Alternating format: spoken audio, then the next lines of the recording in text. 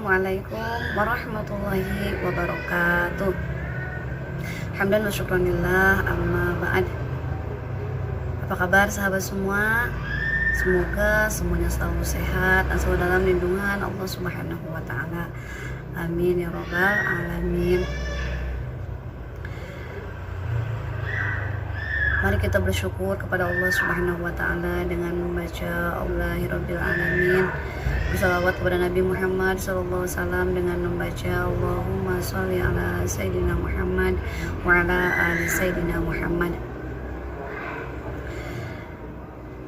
Sahabat semua, udah lumayan lama juga ya, udah hampir 2 minggu saya nggak lagi mengajak kepada semuanya untuk mengaji bersama-sama gitu, ngaji bareng.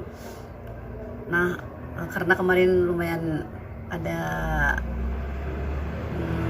sesuatu yang memang gak bisa, ini lagi liburan gitu ya, jadi gak bisa buat videonya.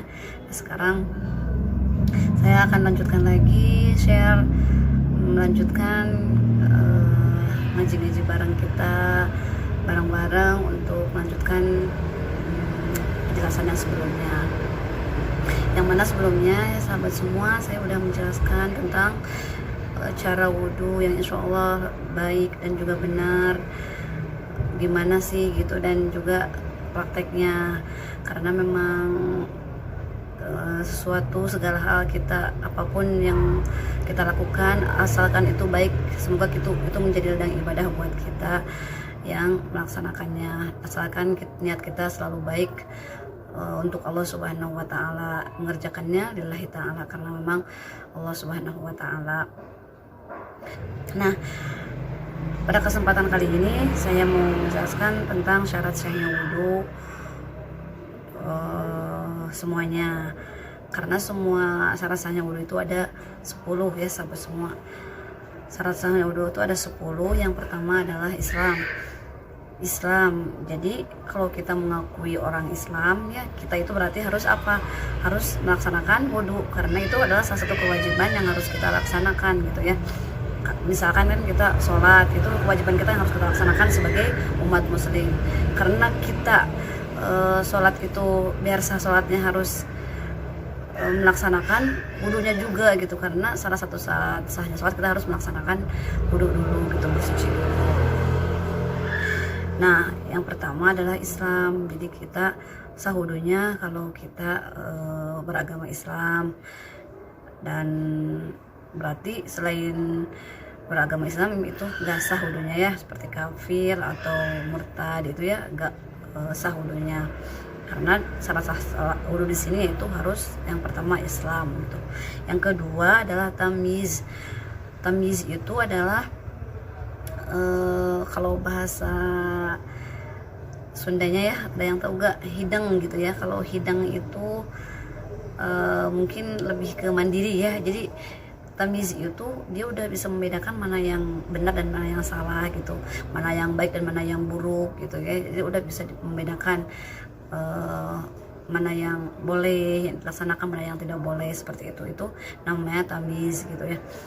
Jadi anak yang tamyiz itu anak yang memang udah agak mandiri gitu ya, seperti dia cebok sendiri, dia udah makan sendiri, dia udah minum sendiri, dia udah bisa, yang hanya sekedar tahu benar itu dilaksanakan dia sendiri gitu. Jadi udah memang bisa membedakan mana yang baik dan mana yang buruk, seperti itu disebut tamyiz. Nah, kalau anak tamyiz ini anak yang udah tahu mana yang baik dan mana yang buruk, itu kalau dia melaksanakan wudhu itu syah wudhunya gitu.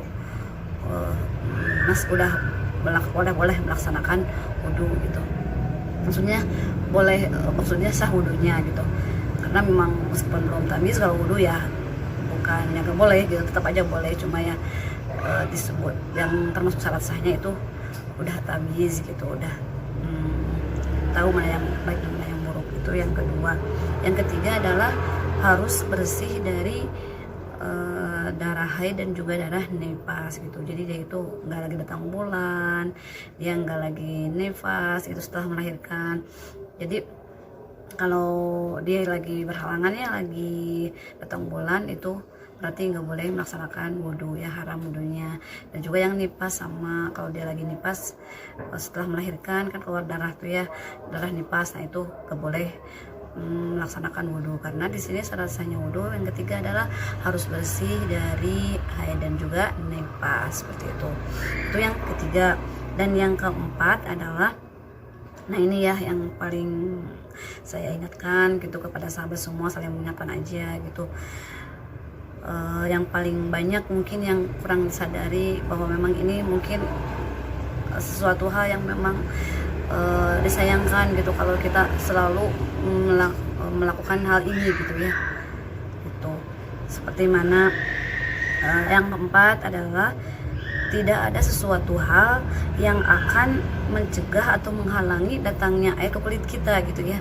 Jadi si air itu tidak boleh ada yang menghalangi gitu, harus tembus langsung ke kulit kita gitu ya, harus langsung tembus ke kulit kita si airnya. Seperti apa, misalkan ada sesuatu hal itu yang menghalangi datangnya air ke kulit, seperti misalkan ada kutek ya, kutek yang biasa perempuan pakai ya, para akhwat gitu, muslimat gitu ya. Jadi jangan gimana ya, jangan disayangkan gitu. Jadi nanti akhirnya ibadah kita nggak sah gitu ya, akhirnya fatal juga gitu, disayangkan cuma gara-gara ingin penampilan kita lebih bagus gitu, karena ingin kita kayak kelihatan wow gitu ya, karena kita pakai kutek gitu. Kayak kan kalau kutek itu beda-beda ya emang. Kalau dari kutek, biasanya yang dari kutek Mekah ya, dari Arab itu kuteknya itu udah menyatu gitu, jadi enggak, jadi datnya si kutek itu enggak nempel gitu ke kuku ya, ke kuku. Kalau kutek yang bening-bening itu ya kayak ini, kalau dibuang itu kan kayak dibuang sama apa namanya, sama memang harus pembuangannya gitu, air apa itu namanya. Nah itu bisa kebuka gitu, nggak nyatu sama kuteknya gitu. Nah itu pasti nanti jadi halang nyampainya air ke kulit gitu, ke anggota wudhu ini gitu, di tangan gitu ya. Jadi kepada perempuan-perempuan ya, kepada akhwat muslimat yang solihah gitu ya, sayangilah gitu wudhunya gitu. Jangan sampai kita gara-gara ingin kelihatan tampilan bagus gitu, sampai kita gak memperhatikan gitu ibadah kita nantinya. Sayang kan kalau ditolak gitu ya sama Allah Subhanahu wa Ta'ala, karena ibadah kita sia-sia gitu, gak sah gitu bersucinya gitu. Kalau kita wudhunya kita nggak sah gitu ya, berarti kita sholatnya juga nanti nggak sah ya. Dia sayang juga gitu. Makanya yuk kita ibadah dengan ilmunya, dengan sebaik-baiknya, sempurnakanlah wudhunya dengan baik dan juga dengan ilmunya, seperti itu. Nah itu diantaranya ya contoh kalau misalkan tidak ada sesuatu hal yang akan menghalangi sesuatu air itu tembus ke kulitnya gitu. Seperti tadi apa, kutek, atau misalkan seperti cat kayak kita cat rumah ya, cat rumah itu kan suka nempel tuh, jadi kayak nggak tembus si air ke kulitnya. Itu juga sama kalau misalkan ada sesuatu hal yang memang itu kayak datnya itu nggak tembus si air ke kulit itu, makanya itu nggak sah wudhunya, seperti itu. Terus kayak terus kayak sisik ikan ya, yang kerasnya tuh kayak suka nempel tuh di kulit atau dimanapun di anggota wudhu, mau di muka, mau di tangan, ataupun di kaki, yang memang itu termasuk anggota wudhu. Itu kalau kita wudhunya kelewat misalkan itu sisik ikan, nah itu gak sah wudhunya, seperti itu. Jadi memang banyak sekali contoh yang memang menghalangi sesuatu hal yang menghalangi sampainya air ke kulit kita gitu, seperti itu. Jadi ini yang paling saya ingatkan kepada semuanya gitu. Ayolah kita perbaiki wudhunya bareng-bareng, yuk kita sama-sama saling mengingatkan. Ini untuk ibadah kita juga kan gitu, biar ibadahnya lebih baik lagi dan lebih sempurna lagi, seperti itu. Nah itu nomor 4 ya, tidak ada sesuatu hal yang menghalangi nyampainya air ke kulit gitu, kulit anggota wudhu kita. Terus yang kelima adalah ya, syarat sahnya wudhu itu tidak ada kepada anggota wudhu kita sesuatu yang akan merubahnya air gitu. Jadi kayak kalau misalkan si airnya itu berubah dari tangan kita, ada sesuatu yang merubah air gitu ya. Jadi air itu yang dipakai wudhu kita itu jadi berubah dari anggota kita, misalkan sabun atau minyak za'faron atau apa, jadi berubah gitu si airnya yang dipakai wudhu kita. Sedangkan airnya sedikit apalagi gitu ya. Nah itu gak boleh ada yang sesuatu yang merubah kepada air yang kita pakai wudhu seperti itu. Itu yang kelima. Dan yang keenam adalah kita harus mengetahui fardunya wudhu gitu ya.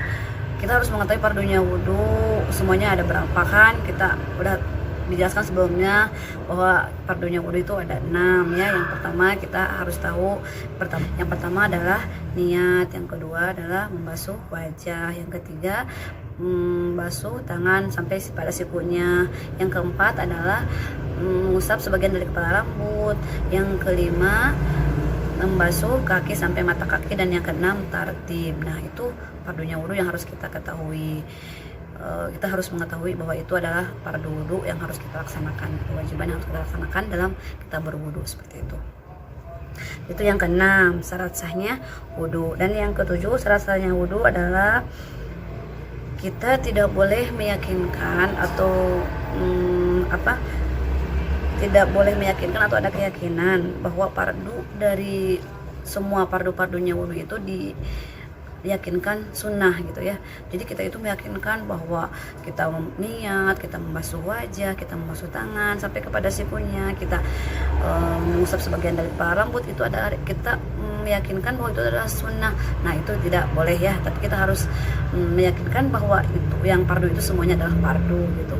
Meskipun kita itu melaksanakan yang sunnahnya ya, karena memang sunnahnya juga bagus kita laksanakan, seperti kita membasuh telinga, kita membasuh tangan sampai pergelangan tangan, kita berkumur, kita mengambil air ke lubang hidung. Nah itu sesuatu yang kita laksanakan, itu hukumnya sunnah. Tapi meskipun kita laksanakan, tapi kita harus meyakinkan dalam hati bahwa kita yang fardu itu harus kita yakinkan fardu gitu. Itu syarat sahnya wudhu. Dan yang ke-8 adalah airnya harus suci dan mensucikan gitu. Karena kalau airnya suci tapi tidak mensucikan gitu ya. Karena kalau airnya suci tapi tidak mensucikan ya, kita juga sama tetap aja wudhunya enggak sah gitu. Jadi harus suci dan mensucikan. Jadi ada air itu ada yang suci mensucikan, ada yang air yang tidak suci tapi mensucikan, tidak mensucikan gitu. Seperti air yang suci yang tidak mensucikan, seperti air yang sedikit gitu, terus terkena najis gitu ya, jadi berubah warnanya atau rasanya jadi berubah itu. Nah itu suatu yang jadi najis, jadi airnya mustakmal, jadi gak bisa dipakai bersuci gitu airnya. Jadi harus suci dan mensucikan airnya. Nah, jadi airnya itu juga boleh kita ngambil dari ini ya, dari gayung diginihin gitu ya, dari gayung diginihin. Tapi kalau misalkan air lebih baik dari yang mengalir gitu ya. Kalau nggak banyak gitu airnya, dari air yang mengalir yang kecil, terus kita basuhkan ke anggota wudhu seperti itu. Dan yang ke-9, syarat sahnya wudhu itu adalah harus masuk waktu gitu ya, harus udah masuk waktu sholat gitu. Wudhunya buat siapa nih? Buat orang yang terus-terusan punya hadas gitu. Biasanya seperti misalkan yang perempuan yang istihadah gitu ya, perempuan istihadah kan ada gitu keluar darah terus gitu. Nah itu pasti kalau keluar darah terus itu nanti pasti itu keluar hadas terus, berarti itu harus wudhunya harus sudah masuk waktu gitu ya, gak boleh sebelum waktu gitu. Jadi harus sebelum waktu sholat misalkan udah wudhu, nah itu tidak boleh, tidak sah wudhunya. Tapi harus menunggu dulu udah masuk waktu baru dia itu berwudhu gitu, bersuci, karena buat orang yang terus-terusan punya hadas seperti itu. Terus yang ke-10 harus terus menerus gitu, maksudnya terus menerus gimana, kita udah masuk waktu terus kita wudhu, udah gitu langsung sholat, udah langsung kita wudhu cepat seharusnya gitu. Yang pardu-pardunya udah gitu kita langsung sholat, nggak ditunggu yang lain dulu, karena dia kan terus-terusan ya hadasnya gitu, istihadah misalkan ya, darah penyakit seperti itu keluar terus. Nah itu syarat-syarat sah yang harus kita laksanakan dalam wudhu, yang memang biar wudhunya sah dan juga sholatnya juga insya Allah kita sah, karena sahnya sholat menunggu juga kepada syarat sahnya wudhu kita. Kalau wudhunya kita sah, bersolatnya juga sah gitu, seperti itu. Nah itu adalah syarat sah wudhu yang semuanya ada 10 yang harus kita laksanakan dalam berwudhu. Itu aja dulu sahabat semua yang dapat saya sampaikan, dapat saya share untuk kali ini. Semoga bermanfaat. Mohon maaf apabila ada kekurangan dan kesalahan. Wa'afu minkum. Wassalamualaikum warahmatullahi wabarakatuh.